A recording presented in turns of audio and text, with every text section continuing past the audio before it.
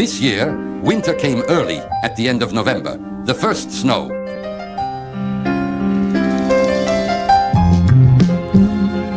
Warsaw's parks covered in snow, always a grateful subject for photos and poetic essays.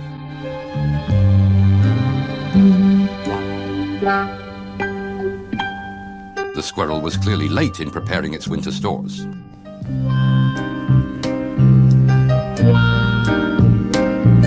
But it wasn't just the squirrel that was caught off guard. The picturesque winter in the parks is just one side of the coin. Everyday life in the city is the other.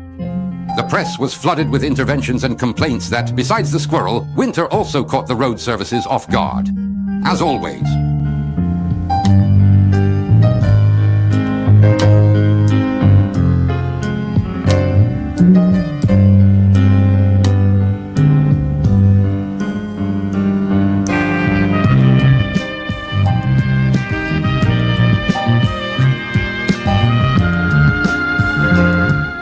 The day after the first snowfall, it was difficult to get around even on the main streets of the capital, both for cars and pedestrians.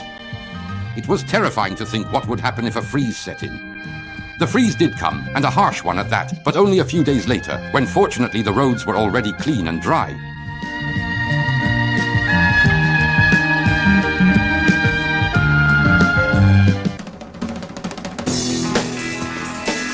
During frosts and snowfalls, the air is less dangerous for air traffic than the ground. At Okentia, the runways have to be cleared constantly. Runways. A snowstorm reduces visibility, and a blizzard picks up. The colder it is outside, the hotter it gets in the control tower, from where international traffic and maintenance work at the airport are managed. This is above the traffic. 290, thank you very much indeed.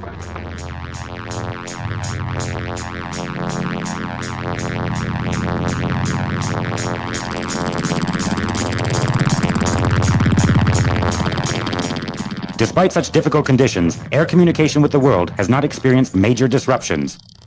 They are preparing for takeoff one after another. Scheduled aircraft on international routes.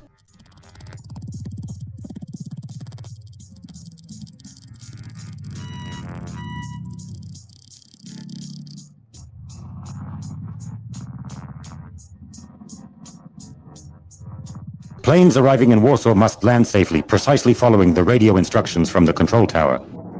Thanks to the dedication of all service employees, aided by the military, the capital's airport has maintained full operational readiness.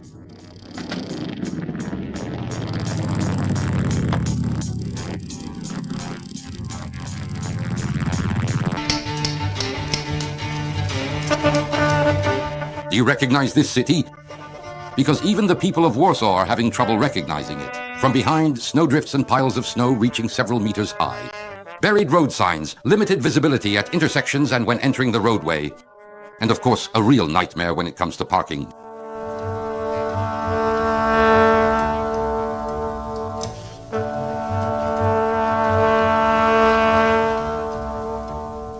It also turned out recently to be something typical, perhaps, of the Warsaw sense of improvisation, like this kind of private signage and correspondence.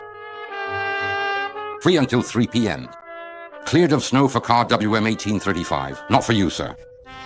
If you want to park comfortably, clear the snow yourself.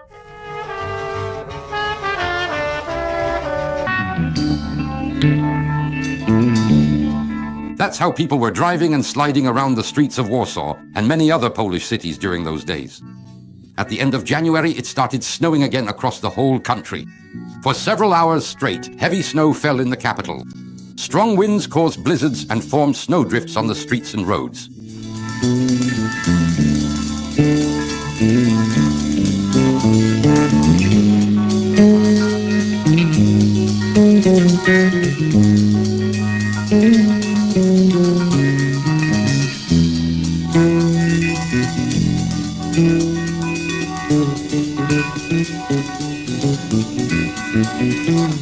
Within a single day, cars parked on the streets were thoroughly buried, and the piles of snow left uncleared since the last snowstorm grew to the height of a person.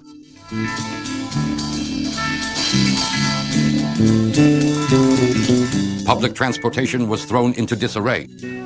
In recent years, both we and, as it turned out, the road services have become unaccustomed to real winter. And by the way, within just a few days, more snow fell than during all the previous winter months combined.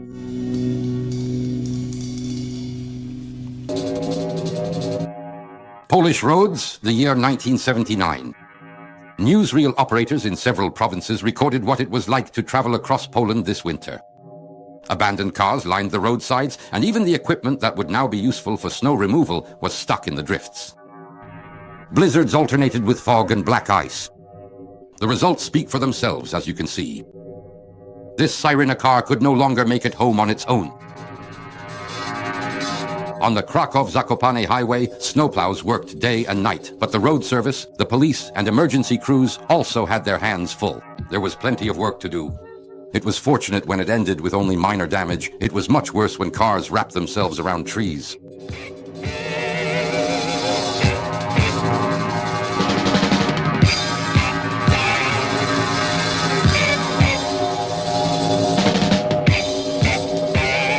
That was January, but winter is still far from over.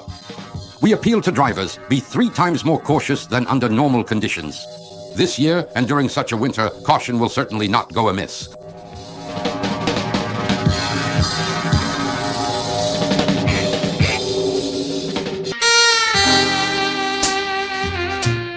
The calendar may say otherwise, but this year's early spring on the Baltic coast brought truly wintry and at times even dangerous weather. At the end of February, a storm warning was issued. Most of the fishing boats based here quickly returned to the port in Jastarnia. However, some boats that were farther away at the time of the warning had to fight their way through a freezing storm.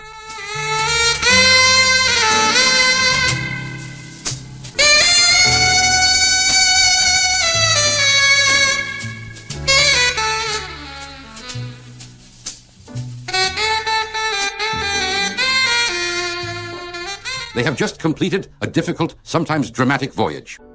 They returned burdened not only with their catch, but also with masses of ice that covered the hulls, masts, ropes, crates, everything except the people.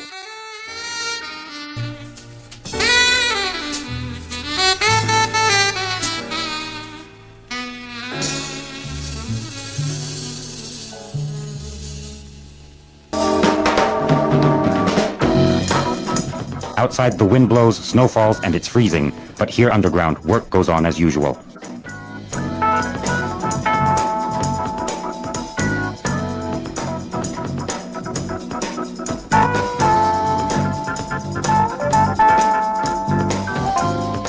The mined coal flows continuously, is brought to the surface, and piles up on the heaps.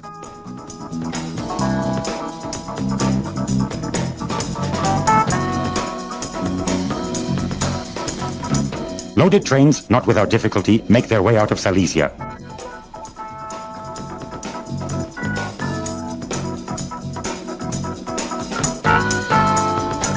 The supply of coal depends more on the railway workers than on the miners.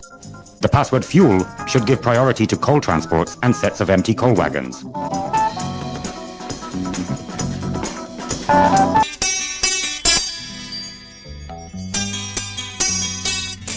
We often read about Suwałki in weather reports.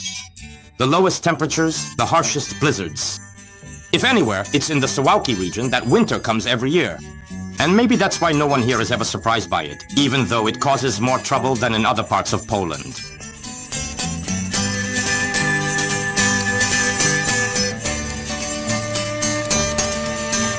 The construction workers were prepared for winter, as were the people of Suwałki. Once a small town, Suwałki is steadily expanding. A local house factory is being built. Not far from the city, the Białystok aggregate exploitation plant in Sobolów. A huge gravel pit. It should really be called an open pit mine. A powerful Czech excavator with a system of conveyor belts delivering a mixture of gravel and sand directly into the wagons. They have mastered the difficult technique of continuous operation. Even in the winter season, during frosts and blizzards, the construction industry is waiting for this raw material.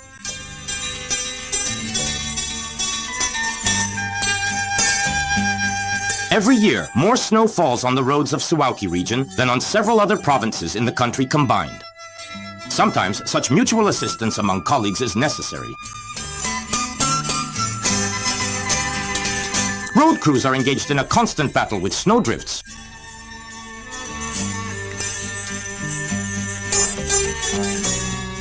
While in the Augusta forest, foresters continue their regular work, and so do the lumberjacks. Despite transportation difficulties, winter is the season for forest harvests, offering the best natural conditions for planned tree felling.